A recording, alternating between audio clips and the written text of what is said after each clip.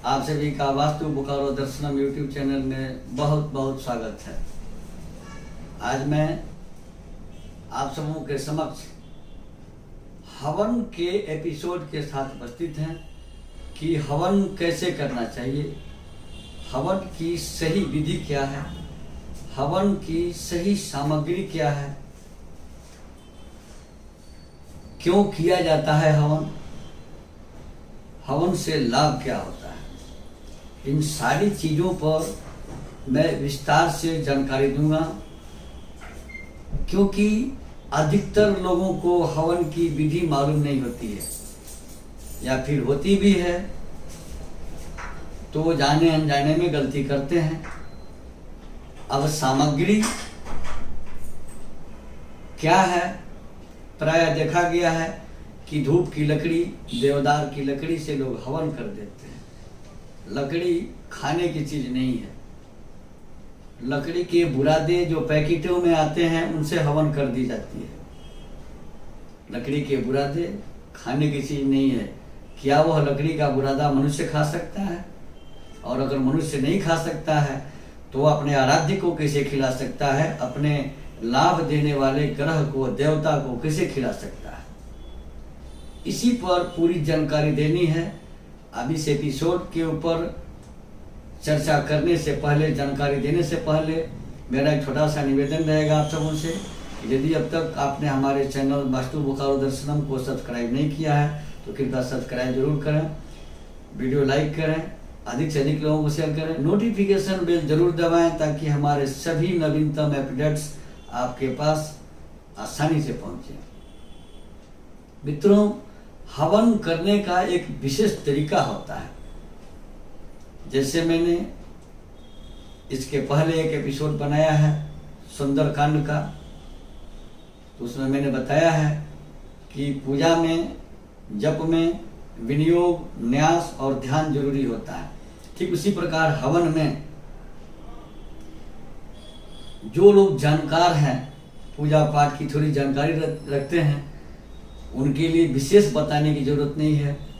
और इसमें भी मैं इस एपिसोड में बहुत उलझाने का कोशिश नहीं करूंगा, ताकि कम जानकारी के लोग या जिन्हें जानकारी नहीं है वो उलझ जाएंगे और उलझ करके सही भी कर रहे थे तो गलत कर देंगे, या गलत कर भी रहे थे तो नहीं करेंगे। तो किसी के आस्था को ठेस पहुंचाना, किसी के कार्य में बाधा डालना मेरा काम नहीं है।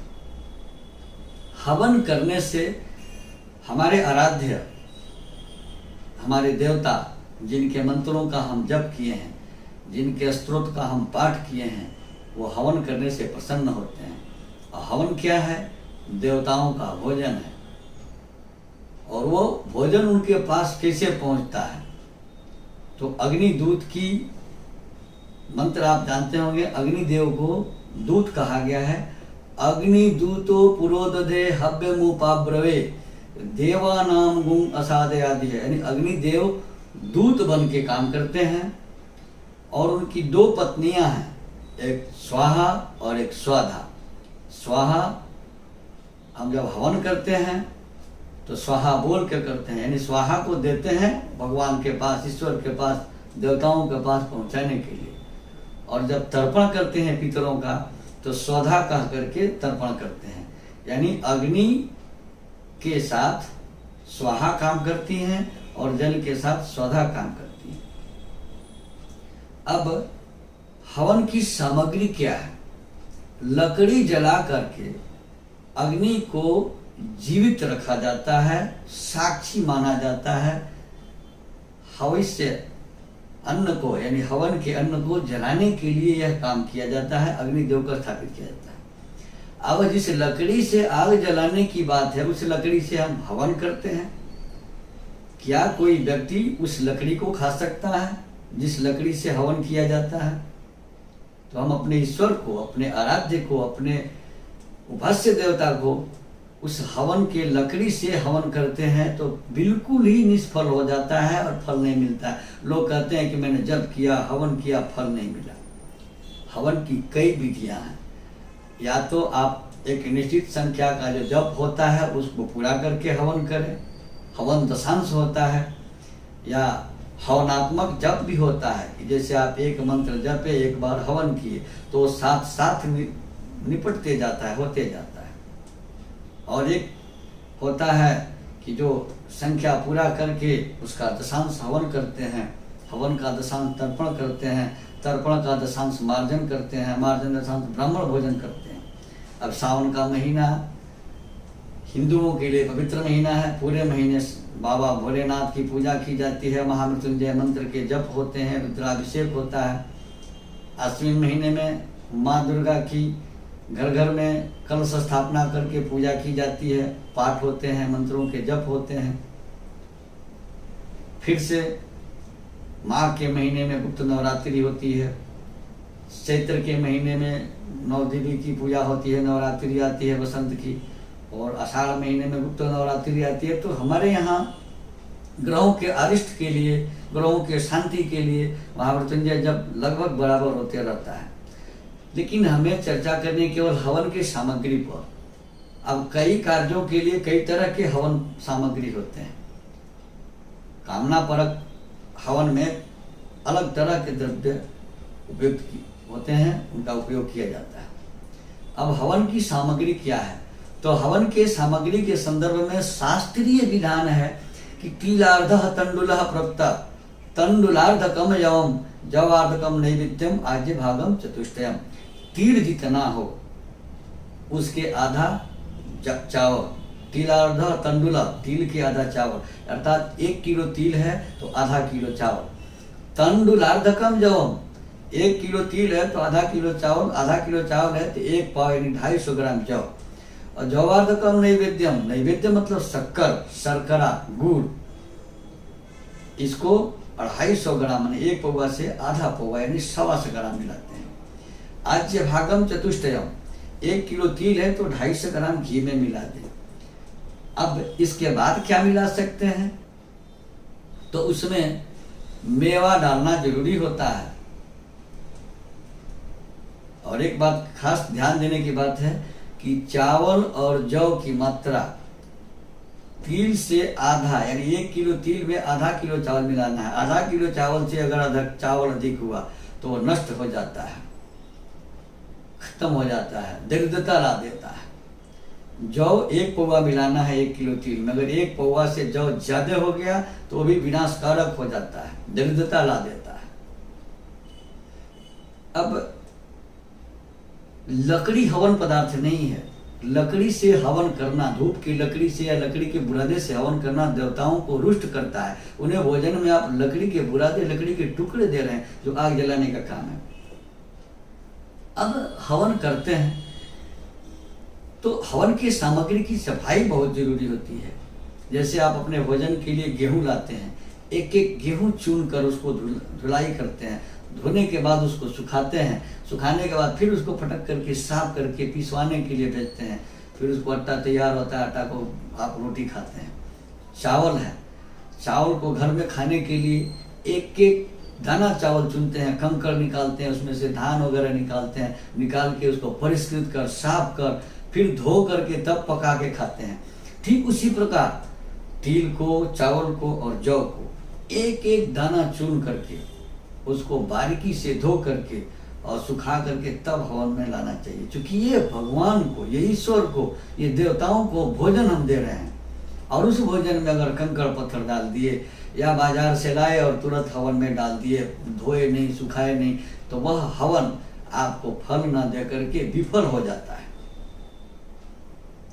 अब सफाई की बात हो गई, क्या सुखाने की बात हो गई, धोने सुखाने की बात हो गई। अब हवन सामग्री की सही मात्रा मैंने बता दिया कि तिलार्ध तंडुलः प्रोक्तः तंडुलार्धकम जवार्धकम नैवेद्यम आज्य भागम चतुष्टयम, यानी तिल के आधा चावल, चावल के आधा जौ, जौ के आधा गुड़, गुड़ के बाद से घी जो है चौथाई होता है तिल के मात्रा का। अब अग्नि स्थापन करके हवन कैसे करें? तो जो लोग मंत्र जानते हैं उस मंत्र से कि अग्निदूतो पुरो दधे हव्यम उपाब्रवे देवानाम गुम असाध्यादि, इस मंत्र से अग्नि का आवाहन कर, स्थापन कर। जैसे गौरी गणेश की पूजा करते हैं वैसे अग्निदेव की भी पूजा करनी चाहिए। आवाहन करके यानी बुला करके, स्थापन करके यानी बैठा करके उनकी पूजा करनी चाहिए। पूजा के बाद हवन शुरू होता है। अब जिन्हें कुछ पता नहीं है हवन करना है उनको, तो किसी ब्राह्मण को बुला लें, वो भी नहीं कर पाते हैं। तो पुष्प, गंध और अक्षत यानी चावल, हल्दी और पुष्प मिला करके चढ़ा करके हाथ जोड़ लें कि हम इतना ही जानते हैं, हम आपको सर्वोपचारार्थ यानी सभी पूजन के सामग्री की जगह पर पुष्प, चावल और हल्दी चढ़ा करके प्रणाम करते हैं। अग्निदेव को नैवेद्य अर्पित करें हवन के पहले। और हवन जो होता है तो हवन में सर्वप्रथम, अगर आपके पास आपके घर में दुर्गा पाठ हुआ है, महामृत्युंजय जप हुआ है या कोई भी पूजा हुआ है, तो उसमें सर्वप्रथम गौरी गणेश की पूजा होती है। तो प्रथम गणेश जी को हवन करें, फिर गौरी को हवन करें। अगर आपके घर में पाठ पूजा हुआ है तो षोडश मातृका और सप्तकृत मातृका का पूजन हुआ होगा, उसमें आपको माँ लक्ष्मी का हवन करना है। और माँ लक्ष्मी का हवन केवल घी से होता है। इससे षोडश मातृका में आपके कुल देवता भी आ जाते हैं, कुल देवताओं का हवन हो जाता है। इसके बाद से कलश का, वरुण देवता का जो विष्णु स्वरूप कलश माना गया है, उस पर स्थित देवताओं का हवन, ब्रह्मा विष्णु महेश का हवन करें। इसके बाद से नवग्रहों का हवन होता है। नवग्रहों के हवन के बाद असंख्यात रुद्रों का हवन करना होता है। इसके बाद प्रधान देवता, अगर आप दुर्गा सप्तशती का पाठ किए हैं या मंत्र जप किए हैं तो दुर्गा जी के मंत्रों का हवन करें। बीज मंत्र जप किए हैं तो बीज मंत्र से हवन करें। संपुट पाठ किए हैं तो संपुट पाठ के मंत्र से हवन करें या पाठ से हवन करें। महामृत्युंजय किए हैं तो महामृत्युंजय के मंत्रों से हवन करें। गणेश का मंत्र जप किए हैं तो गणेश जी के मंत्र से हवन करें। ग्रहों के मंत्र का जप किए हैं तो ग्रहों के मंत्र से हवन करें। इस प्रकार हवन होता है। हवन के बाद गरी के गोले को लाल कपड़े में लपेटकर मौली से बांधकर उसमें फल के स्वरूप दिया जाता है। और माला से जब जप करते हैं तो एक माला जब पूरा होने पर एक बार जल देने का विधान है। और जल देने का विधान है तो साथ में घी देने का भी विधान है कि अग्नि में घी डालिए और अग्नि के बाहर जल डालिए। प्रायः देखा गया है कि लोग जल भी अग्नि में डाल देते हैं। अग्नि को प्रज्वलित रखना है, उसको शांत नहीं करना है। तो हर माला के बाद एक बार घी अग्नि में और एक बार जल बाहर गिराना होता है। जैसे भोग लगाता है व्यक्ति पूजा में तो 5 बार नैवेद्य अर्पित करने के बाद प्राणाय स्वाहा, अपानाय स्वाहा, समानाय स्वाहा, उद्गानाय स्वाहा, व्यानाय स्वाहा करके 5 बार जल देता है। उसी तरह से हर माला के हवन के हर माला पूरा होने पर एक बार जल बाहर, घी अंदर डालना होता है। अब आगे बढ़ते हैं। जब घड़ी का गोला उसमें स्थापित कर देते हैं, उसके लिए मंत्र पढ़ते हैं। जिन्हें मंत्र नहीं मालूम है वो ऐसे ही स्थापित कर दें। याहा फल निर्जा फला पुष्पायाश्च पुष्पणे बृहस्पति प्रसूष्टान दोनों मुंचंतु गुणसा करके गरी के गोले को स्थापित कर देते हैं। इसके बाद हवन की बची सामग्री से सुष्कृत हवन यानी एक पात्र में रख करके उल्टा करके ऐसे करके अग्निदेव को अर्पित कर देते हैं नारियल के ऊपर, गड़ी के गोले के ऊपर। इसके बाद पान के पत्ते पर दधी और गुड़ रख करके पूर्णाहुति की कामना करके उस गड़ी के गोले के ऊपर रखते हैं। पूर्णादेवी परापता सुपूर्णा पूर्णापता वरेण्य विष्णुजागो सबको इस तरह करके पूर्णाहुति करते हैं।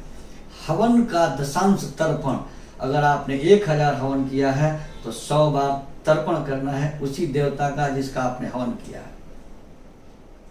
अगर 100 तर्पण हुआ तो 10 बार उसका मार्जन होता है, और 10 मार्जन है तो एक ब्राह्मण भोजन जरूरी होता है। इस तरह करने से हवन सफल होता है, पूर्णतः फलदायक होता है, आपकी कामनाएं पूरी हो सकती हैं। मित्रों, आप हमारे साथ बने रहें। धार्मिक कृत्यों पर आधारित, ज्योतिष और वास्तु पर आधारित एपिसोड के लिए हमारे यहाँ वास्तु विजिट किया जाता है, जन्म कुंडली बनाई जाती है। वाराणसी के सुजोग विद्वानों के द्वारा बड़े से बड़े जगह अनुष्ठान करवाए जाते हैं। जिनके लिए सज्जन को इसकी आवश्यकता हो कृपया स्क्रॉल पर दिए गए हमारे नंबर से संपर्क कर अपॉइंटमेंट लेकर हमसे वास्तु विजिट करा सकते हैं, हमसे कुंडली बनवा सकते हैं, कुंडली दिखा सकते हैं, जगह अनुष्ठान आदि भी करवा सकते हैं। धन्यवाद।